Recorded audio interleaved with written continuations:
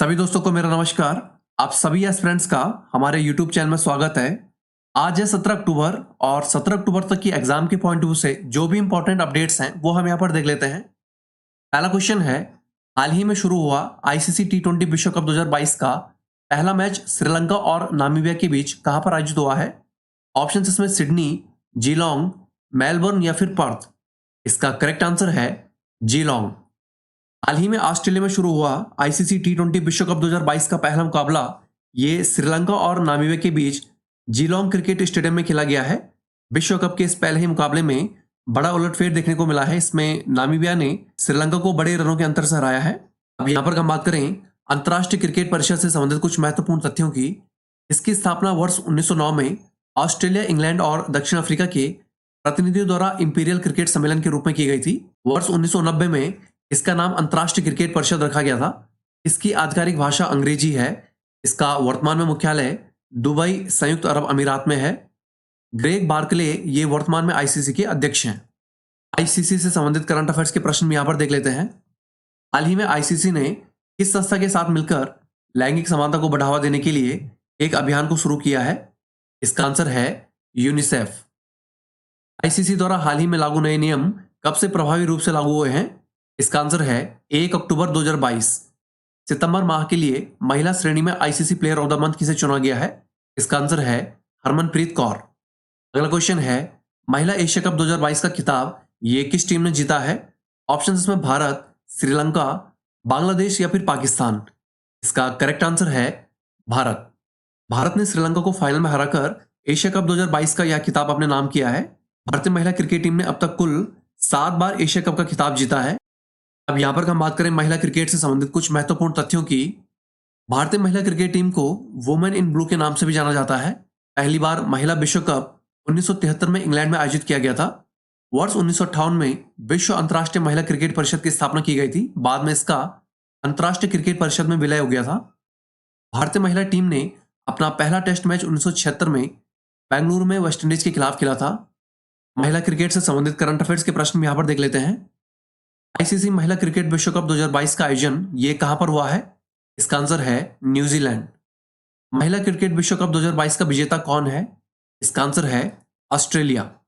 ICC महिला टी20 विश्व cup 2023 की मेजबानी ये कौन सा देश करेगा? इसका आंसर है दक्षिण अफ्रीका। अगला क्वेश्चन है, हाल ही में इराक के नए राष्ट्रपति कौन चुने गए हैं? ऑप्शन इसमें शब्बीर हुसैन, लियाकत मीर राशिद, अब्दुल लतीफ राशिद या फिर अबू सुल्तान। इसका करेक्ट आंसर है अब्दुल लतीफ राशिद। कुर्दिश नेता अब्दुल लतीफ राशिद को इराक का नया राष्ट्रपति चुना गया है। ब्रिटेन से इंजीनियरिंग की पढ़ाई कर चुके राशिद वर्ष 2003 से 2010 तक इराक के जल संसाधन मंत्री भी रह चुके हैं। अब यहां पर हम बात करें इराक से संबंधित कुछ महत्वपूर्ण तथ्यों की। इराक मध्य पूर्व एशिया में स्थित एक लोकतांत्रिक गणतंत्र देश है। इसकी राजधानी बगदाद है। यहाँ की राजभाषा अरबी और कुर्दिश है। इराक की राजधानी बगदाद ये टिग्रिस नदी के किनारे बसा है। दजला नदी और फरात नदी ये इराक की कुछ प्रमुख नदियां हैं। इस देश की आधिकारिक मुद्रा दिनार है। हाल ही में निर्वाचित हुए विभिन्न देशों के राष्ट्राध्यक्ष से संबंधित प्रश्न यहां पर देख लेते हैं। दूसरी बार ऑस्ट्रिया के राष्ट्रपति कौन चुने गए हैं? इसका आंसर है Alexander van der Belen. Burkina Faso का नया राष्ट्रपति किसे चुना गया है? इसका आंसर है इब्राहिम ट्रोरे। इटली की पहली महिला प्रधानमंत्री कौन बनी है? इसका आंसर है जॉर्जिया मेलोनी। ब्रिटेन की नई प्रधानमंत्री कौन बनी है? इसका आंसर है लिज ट्रस। अगला क्वेश्चन है, हिमाचल प्रदेश के ऊना में भारतीय सूचना प्रौद्योगिकी संस्थान का उद्घाटन किसने किया है? ऑप्शन इसमें जेपी नड्डा, जयराम ठाकुर, अनुराग ठाकुर या फिर नरेंद्र मोदी। इसका करेक्ट आंसर है नरेंद्र मोदी। प्रधानमंत्री नरेंद्र मोदी ने हाल ही में हिमाचल प्रदेश के ऊना में सूचना प्रौद्योगिकी संस्थान का उद्घाटन किया है। इसके साथ साथ प्रधानमंत्री मोदी ने ऊना से चौथी वंदे भारत एक्सप्रेस ट्रेन का शुभारंभ भी किया है। अब यहां पर हम बात करें हिमाचल प्रदेश से संबंधित कुछ महत्वपूर्ण तथ्यों की। हिमाचल प्रदेश की राजधानी शिमला है। इसकी मुख्य भाषा हिंदी, पहाड़ी और डोगरी है। प्रसिद्ध पोंग बांध और भाखड़ा बांध ये इसी राज्य में स्थित है। केंद्रीय आलू शोध संस्थान, शीतोष्ण वन अनुसंधान संस्थान ये हिमाचल की राजधानी शिमला में स्थित है। श्री जयराम ठाकुर ये वर्तमान में हिमाचल प्रदेश के मुख्यमंत्री हैं। प्रधानमंत्री मोदी द्वारा हाल ही में किए गए प्रमुख उद्घाटन से संबंधित प्रश्न यहां पर देख लेते हैं। प्रधानमंत्री मोदी ने हिमाचल प्रदेश में किस स्थान पर एम्स का उद्घाटन किया है? इसका आंसर है बिलासपुर। प्रधानमंत्री मोदी ने हिमाचल प्रदेश में किस स्थान से चौथी वंदे भारत एक्सप्रेस ट्रेन का शुभारंभ किया है? इसका आंसर है ऊना रेलवे स्टेशन। प्रधानमंत्री नरेंद्र मोदी ने हाल ही में हिमाचल प्रदेश के किस जिले में बल्क ड्रग पार्क का शिलान्यास किया है? इसका आंसर है ऊना। अगला क्वेश्चन है, इनमें से कौन राष्ट्रीय आपदा प्रबंधन प्राधिकरण की नई निदेशक नियुक्त हुई हैं?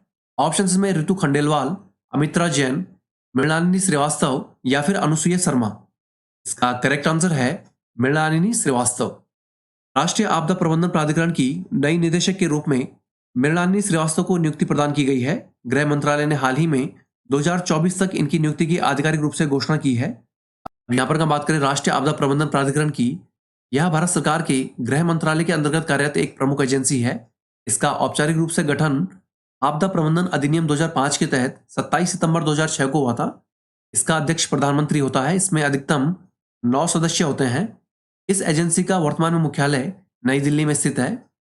प्रमुख पदों पर नियुक्ति से संबंधित करंट अफेयर्स के प्रश्न यहाँ पर देख लेते हैं। सेबी के चौथे पूर्णकालिक सदस्य के रूप में किसने पदभार ग्रहण किया है? इसका आंसर है Anant Narayan Gopal Krishnan. Indian ordnance factory का नया महानिदेशक किसे नामित किया गया है? इसका आंसर है संजीव किशोर। गेल इंडिया लिमिटेड के चेयरमैन और प्रबंध निदेशक का पदभार हाल ही में किसने ग्रहण किया है? इसका आंसर है संदीप कुमार गुप्ता। अगला क्वेश्चन है, हाल ही में सशस्त्र सेना शहीद कल्याण कोष के लिए मां भारती के सपूत नाम से वेबसाइट किसने लॉन्च की है? ऑप्शंस में नरेंद्र मोदी, राजनाथ सिंह, द्रौपदी मुर्मू या फिर जितेंद्र सिंह। इसका करेक्ट आंसर है राजनाथ सिंह।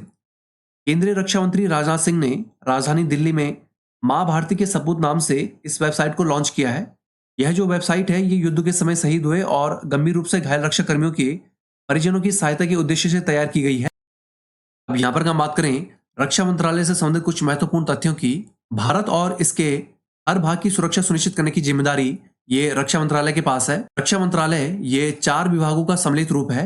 इसमें रक्षा विभाग, रक्षा उत्पाद विभाग, रक्षा अनुसंधान एवं विकास विभाग और पूर्व सैनिकों के लिए कल्याण और वित्त विभाग इसमें शामिल हैं। वर्तमान में भारत के रक्षा मंत्री राजनाथ सिंह हैं और वर्तमान में रक्षा राज्य मंत्री अजय भट्ट हैं। रक्षा क्षेत्र से संबंधित करंट अफेयर्स के प्रश्न यहाँ पर देख लेते हैं।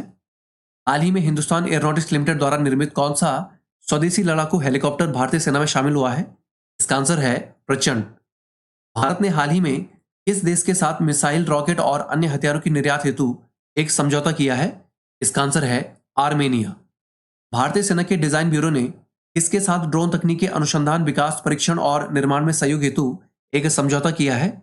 इसका आंसर है ड्रोन फेडरेशन ऑफ इंडिया। अगला क्वेश्चन है, कुवैत में भारत का नया राजदूत किसे नामित किया गया है? ऑप्शंस इसमें अजय भारद्वाज, आदर्श स्वाइका, नदीम मलिक या फिर रमन बेदी। इसका करेक्ट आंसर है आदर्श स्वाइका। वरिष्ठ राजनयिक आदर्श स्वाइका को कुवैत में भारत का नया राजदूत नियुक्त किया गया है। वर्ष 2002 बैच के भारतीय विदेश सेवा के अधिकारी आदर्श स्वाइका वर्तमान में विदेश मंत्रालय के मुख्यालय में संयुक्त सचिव के रूप में कार्यरत हैं। अब यहाँ पर हम बात करें कुवैत की। कुवैत पश्चिम एशिया में स्थित एक अरब अमीरात है। कुवैत नगर इस देश की आर्थिक और राजनीतिक राजधानी है। यहाँ की राजभाषा अरबी और आधिकारिक मुद्रा कुवैती दिनार है। कुवैत एक प्रकार का अरबी शब्द है जिसका अर्थ पानी के करीब एक महल है। संवैधानिक राजशाही वाले इस देश में वर्तमान में संसदीय व्यवस्था वाली सरकार है। हाल ही में नियुक्त हुए भारतीय राजदूतों से संबंधित प्रश्न यहाँ पर देख लेते हैं। गिनी में भारत का नया राजदूत किसे नियुक्त किया गया है? इसका आंसर है अवतार सिंह। जापान में भारत के नए राजदूत कौन नियुक्त हुए हैं? इसका आंसर है सीबी जॉर्ज। मेडागास्कर में भारतीय राजदूत कौन नियुक्त हुआ है? इसका आंसर है बंडारू विल्सन बाबू।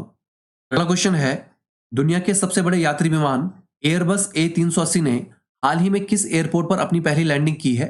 ऑप्शंस इसमें हुबली अंतर्राष्ट्रीय हवाई अड्डा, कैंपेगौड़ा अंतर्राष्ट्रीय हवाई अड्डा, विजयनगर अंतर्राष्ट्रीय हवाई अड्डा या फिर कटक अंतर्राष्ट्रीय हवाई अड्डा।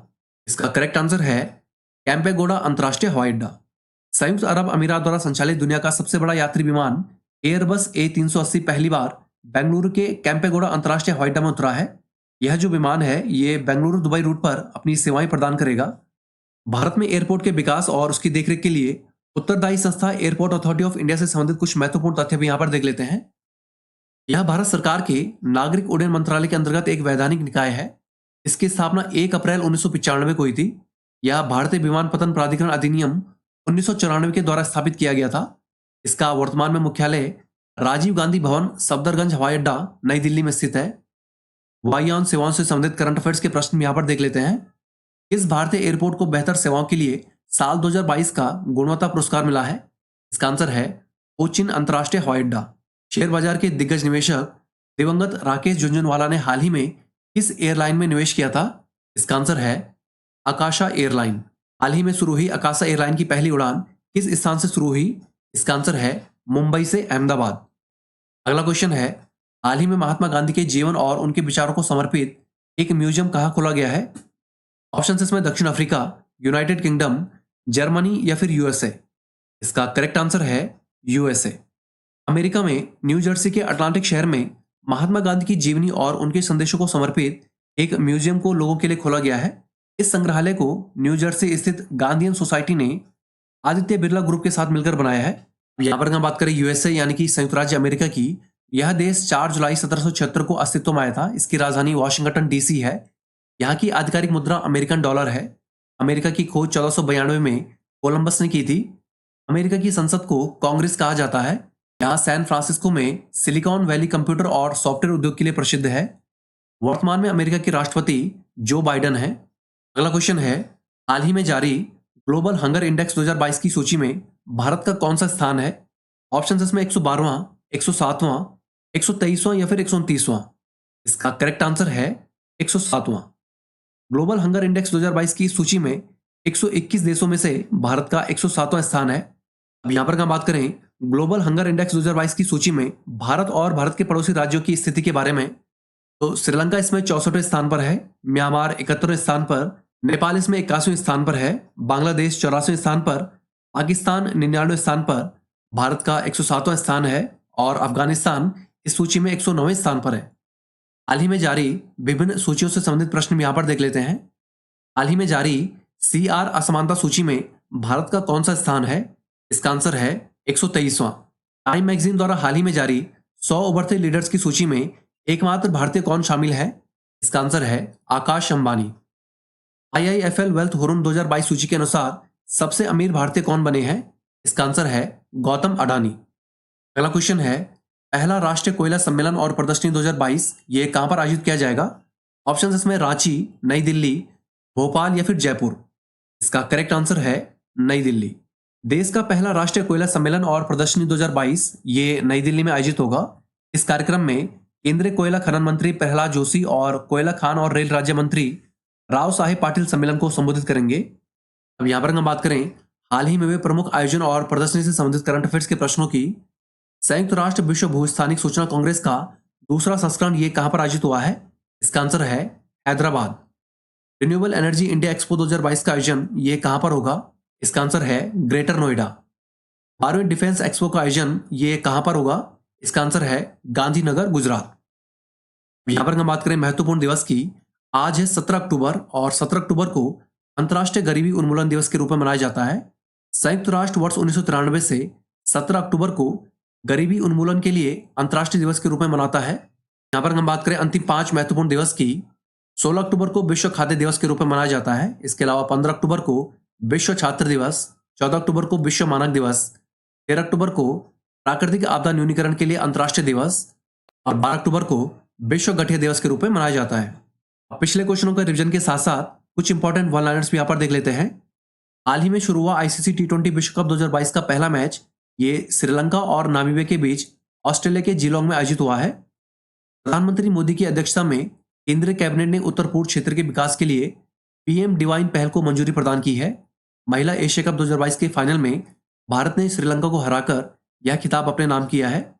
भारतीय स्टेट बैंक ने ग्राहकों के लिए नेक्स्ट जनरेशन कॉन्टैक्ट सेंटर का अनावरण किया है। प्रधानमंत्री नरेंद्र मोदी ने हिमाचल प्रदेश के ऊना में भारतीय सूचना प्रौद्योगिकी संस्थान का उद्घाटन किया है। अब्दुल लतीफ राशिद ये इराक के नए राष्ट्रपति चुने गए हैं। दिल्ली सरकार ने विभिन्न प्रकार के प्रोजेक्टों की निगरानी के लिए ई-मॉनिटरिंग एप्लीकेशन को लॉन्च किया है। मृणालिनी श्रीवास्तव राष्ट्रीय आपदा प्रबंधन प्राधिकरण की नई निदेशक नियुक्त हुई हैं। हाल ही में केंद्रीय रक्षा मंत्री राजनाथ सिंह ने सशस्त्र सेना शहीद कल्याण कोष के लिए मां भारती के सपूत नाम से एक वेबसाइट को लॉन्च किया है। भारत की पहली बैलिस्टिक मिसाइल परमाणु पनडुब्बी INS अरिहंत ने परमाणु पनडुब्बी से बैलिस्टिक मिसाइल का सफलतापूर्वक परीक्षण किया है। हाल ही में संयुक्त राज्य अमेरिका में महात्मा गांधी के जीवन और उनके विचारों को समर्पित एक म्यूजियम को खोला गया है। आदर्श वाइका को कुवैत में भारत का नया राजदूत नामित किया गया है। प्रधानमंत्री नरेंद्र मोदी ने हाल ही में 75 डिजिटल बैंकिंग इकाई को देश को समर्पित किया है। दुनिया के सबसे बड़े यात्री विमान एयरबस A380 ने हाल ही में बेंगलुरु के कैंपेगौड़ा अंतर्राष्ट्रीय हवाई अड्डे पर अपनी पहली लैंडिंग की है। टाइम्स हायर एजुकेशन 2023 रैंकिंग में भारतीय विश्वविद्यालयों में से भारतीय विज्ञान संस्थान बेंगलुरु ने प्रथम स्थान हासिल किया है। हाल ही में जारी ग्लोबल हंगर इंडेक्स 2022 की सूची में 121 देशों में से भारत का 107वां स्थान है। पहला राष्ट्रीय कोयला सम्मेलन और प्रदर्शनी 2022 का आयोजन ये राजधानी नई दिल्ली में किया जाएगा। भारत सरकार का महिला एवं बाल विकास मंत्रालय कौशल विकास हेतु बेटियां बने कुशल नाम से एक राष्ट्रीय सम्मेलन का आयोजन करेगा। तो दोस्तों आज के लिए इतना ही। चैनल के साथ जुड़े रहें, चैनल को लाइक सब्सक्राइब करें और अपने दोस्तों के साथ शेयर भी करें।